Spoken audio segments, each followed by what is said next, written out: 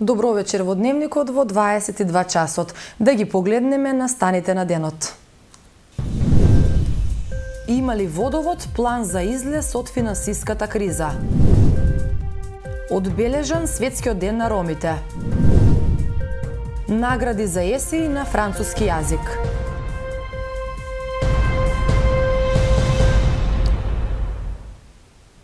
Што поскоро да се реши проблемот со големите долгови на јавното претпријатие Водовод, бараат од Гром.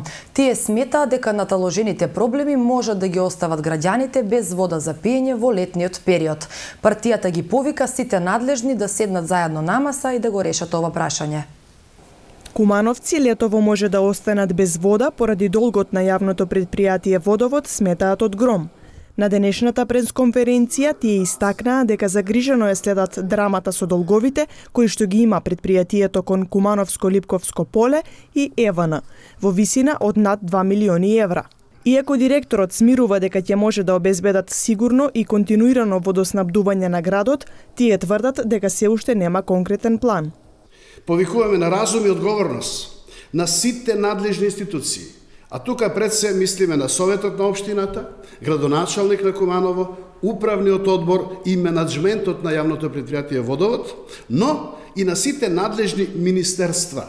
И од сите ни бараме да изготват јасен план за тоа како сите тие надлежни институции ќе изготват план како ќе излеземе од оваа ситуација и јасно и гласно да кажат до каде се нивните капацитети, сили и знаења за овој најголем проблем пред кој е исправена нашата општина. Од Гром повикаа што поскоро да се реши проблемот со вода, бидејќи сметаат дека тој е поголем од сите политички бомби, митинзи или изборни победи и порази. Имаме план и програма и работиме на нејзина реализација, а наскоро ги очекуваме и првите резултати од преговорите со Министерството за животна средина околу превземање на дел од долгот кон ЕВН, изјави директорот на јавното претпријатие Водовод Горан Стојковски, одговарајќи на обвинувањата на Гром дека менаџерскиот тим и општината немаат капацитет да го извадат претпријатието од финансиска криза. Дали имаме план како да излеземе од оваа ситуација? Апсолутно дека имаме. Верувајте дека сме во секојдневна комуникација со градоначалникот на општина Куманово и со останатите надлежни институции од општина Куманово за решавање на оваа ситуација.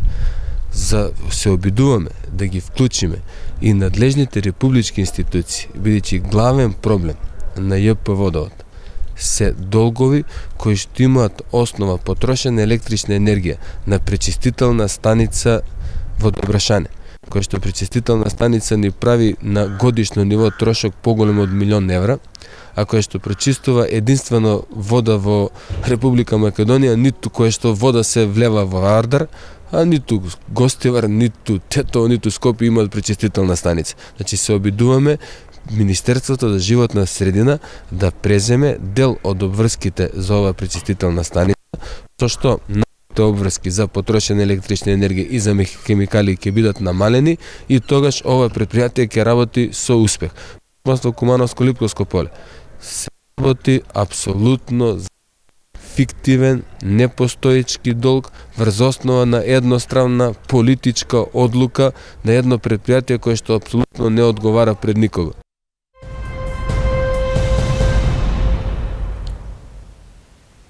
Ромската заедница во Куманово со низа свечености и манифестации го одбележа 8 април Светскиот ден на ромите. Председателот на Демократската сила на ромите во Македонија Шабан Салиу смета дека се гледа значителен напредок на ромите во однос на вработување, образование и здравствениот систем.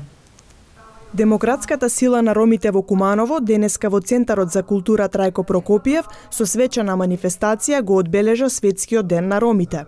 На манифестацијата присутните се потсетија на 8 април 1971 година, кога за прв пат беа вградени темелите на модерно организирање на ромската заедница низ светот. Председателот на Демократската сила на ромите во Македонија, Шабан Салију, истакна дека веќе гледаат одредени промени во однос на вработувањето кај ромите. Мислам дека економската положба постепено се подобрува. Знам дека не е доволно, знам дека е тешко, меѓутоа очекувам секоја влада која ќе биде во нашата држава посебно внимание треба да обрни на ромите со оглед да они живеат на некој начин и на маргините на општеството. Според податоците од 2005 година до сега, околу 300 роми на ниво на државата имаат завршено високо образование. Имаше едно време кога немаше роми образовани во градот Куманово, сега веќе имаме магистри, доста со разни факултети, педагошки, правни, филозофски, филолошки, значи не има во еден позавиден број и конкурира за вработување и за екзистенција на нив и на нивните семејства. Очекувам дека ќе се најде заеднички јазик во градот, бидејќи ние сме дел од ова општество и од овој град.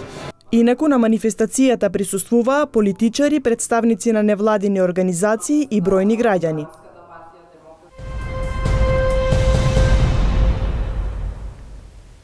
Во градинката Развигорче денеска се организираше велигденска работилница.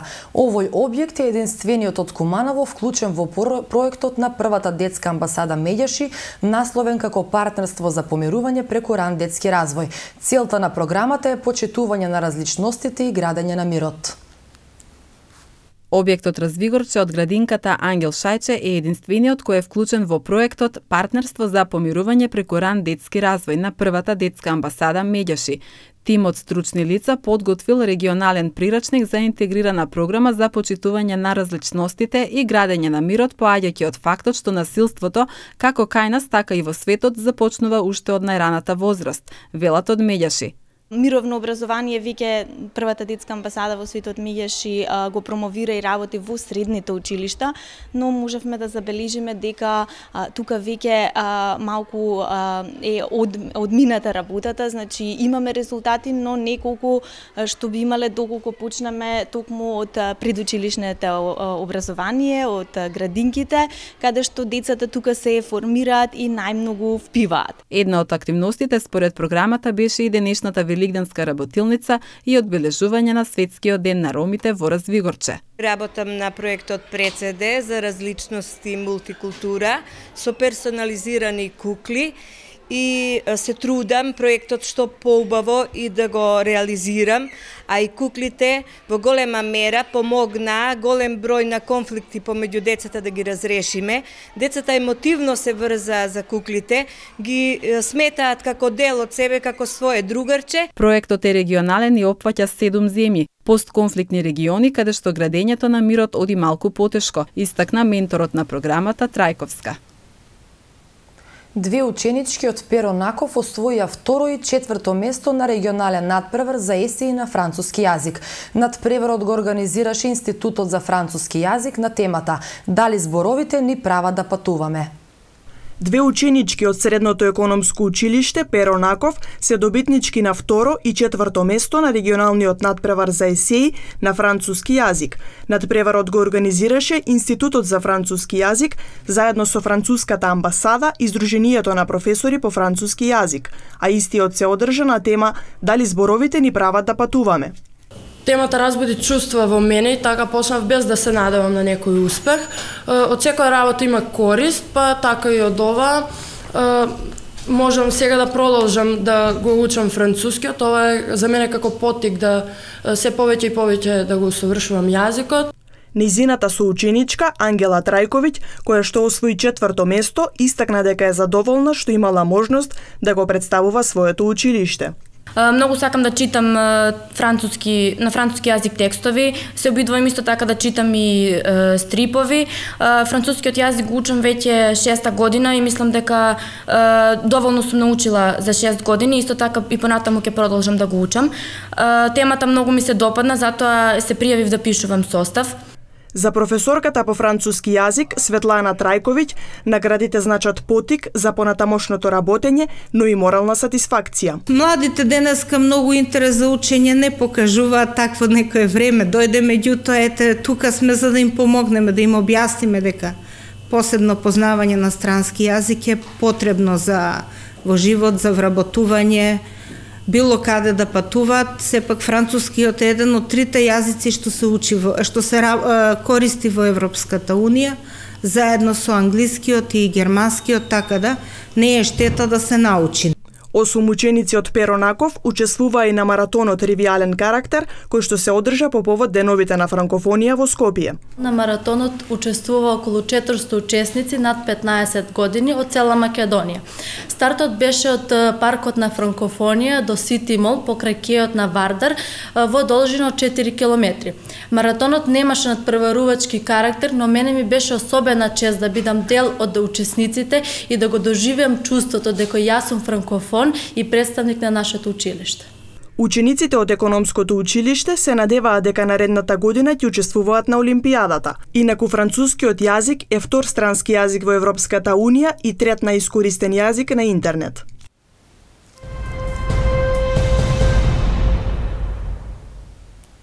Во рамките на проектот на СВР Куманово безбедни училишта, денеска се одржа шаховски турнир во просториите на основното училиште 11 октомври. Проектот се спроведува 5 години поред, а целта е ослободување на младите од стереотипите и предрасудите на кои се изложени. Надлежните велат дека проектот секоја година дава позитивни резултати. Представници од 9 институции кои дале свој допринос за реализација на проектот Безбедни училишта, денеска учествуваа на шаховски турнир кој се спроведува во рамките на овој проект. Ова е веќе 5-та година како се спроведува програмата за безбедни училишта, а надлежните од СВР велат дека реализацијата на проектот е проследена со различни активности. Веќе 4 години верските празници на сите етнички заедници настојуваме заеднички да бидат одбележани, што значи дека во рамки на овогодинешната велигденска манифестација празниците зближуваат. Целта на овој проект е ослободување на младите од стереотипите и предрасудите на кои се секојдневно изложени, а воедно и запознавање и комуницирање со нивните врсници кои се различни од нив по етничка, религиозна и социјекономска припадност. Се надеваме дека резултатите ќе се видат подоцна, инаку реков дека овој проект се организира подолго време. Инаку учествуваат поголем број субјекти, пред се основни училишта од Куманово и СВР Куманово, значи соработка. Проектот секоја година дава позитивни резултати и се поголем број на млади се приклучуваат за спроведување на неговите активности, велат координаторите. Главната манифестација за Великден оваа година ќе се одржи во вторник, а ќе биде проследена со пригодна програма во рамки на празникот.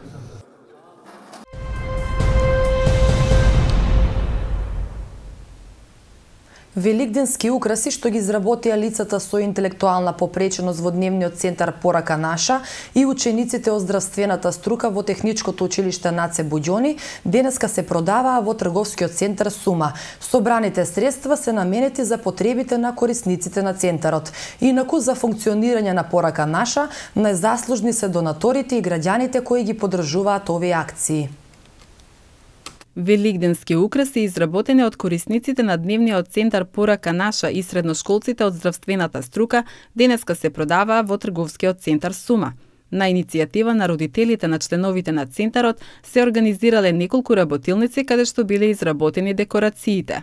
Средствата во продажбата директно одат за потребите на дневниот центар. Обично такви средства ги користиме за купување на храна, кое што бидејќи храната во центарот Порака наша директно доаѓа од донации. Немаме средства постојани од кои купуваме храна, туку буквално зависиме од тие донации. Кој имаме ние листа на редовни донатори кои што секој месец ги извршуваат улогите, дури не треба никакво потсетување, ниту посебно молење, кои што секој месец на одредени датуми си донасаат оно што редовно си го донасаат. Соработката на Порака наша со медицинската струка трае неколку години. Ова е традиционално, значи за Великден изработуваме украси и сега ги продаваме. Продажната изложба продолжува утре во истиот термин во Сума, а попладнета од 15 до 17 часот и во петок украсите ќе се продаваат во супермаркетот Туш. Од дневниот центар посочуваа дека потребите на Порака наша се зголемуваат, не само кога станува збор за храна, туку и за материјали потребни за секојдневните активности, поради што бараат и нови донатори.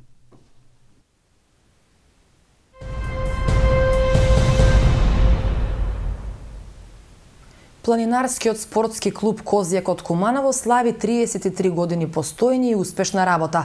Клубот е познат на кумановската јавност по формирање на планинарските школи и по своите млади членови. Денеска клубот брои 80 члена, најголемо планинарско достигнување е искачувањето на врвот на Монблан. Планинарскиот спортски клуб Козјак од Куманово вчера прослави 33 години од своето постоење и активно действување.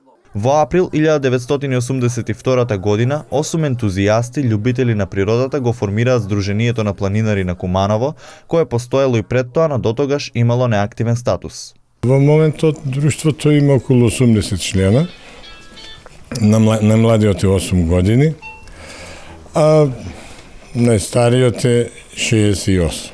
Кај нас е од Куманово, претежно оние што сме постарите, што викам, може се каже од формирањето на друштво. И секако ние сме познати по млади планинари, по формирање на планинарски школи. Помладите членови на клубот велат дека планинарењето како спорт нуди можност за подобрување на сопственото здравје и мотивација за достигнување на поголеми нешта. Но според нив, најважен дел од сето тоа е можноста за дружење која се отвара при извршување на спортско-планинарските активности. Сме се качили на многу врвови, на многу планини, но еден од најголемите и најважните успеси е кога се качивме на планината Осогово. Ме мотивираше исто така другарите со кои веќе се дружиме тука многу време, чистиот воздух, пешачењето и така. Планинарскиот клуб секој месец организира најмалку по 2 акции, но од овој месец започнуваат најзначајните активности за планинарите во целата република – искачувањето на Титов врв, Пелистер и Олимп. Иако членовите на клубот се имаат искачано на сите значајни врвови во Македонија и регионот, најзначајното достигнување е искачувањето на врвот на Монблан, на кој успеале да стигнат 4 планинари. Инаку клубот Козјак 2 пати е добитник на ноемвриската награда, а на синоќешната прослава превозната компанија Оли Травел и Општинскиот сојуз на спортови добија благодарници за соработка од страна на Сдруженијето.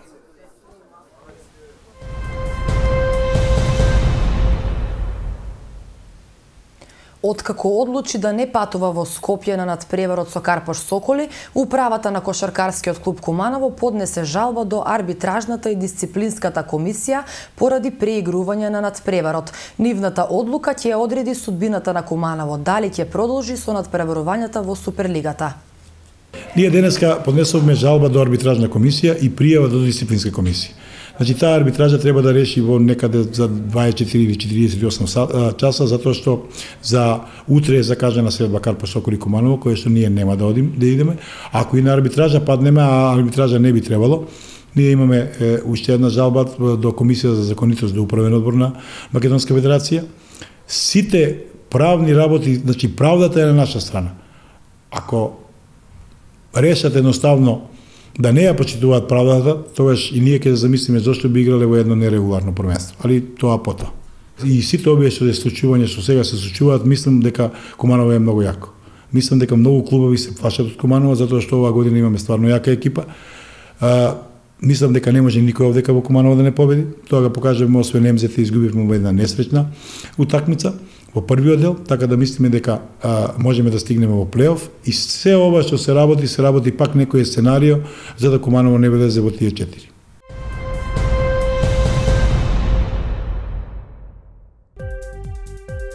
Времето во Куманово денеска беше сончево со умерена облачност. Дуваше умерен ветер од северозападен правец. Максималната температура се движеше до 11 степени, а минималната до 2 степени Целзиусови. За утре се најавува облачно и суво време. Утринските температури ќе се спуштат до 6 степени, а дневната утре ќе достигне до 11 степени.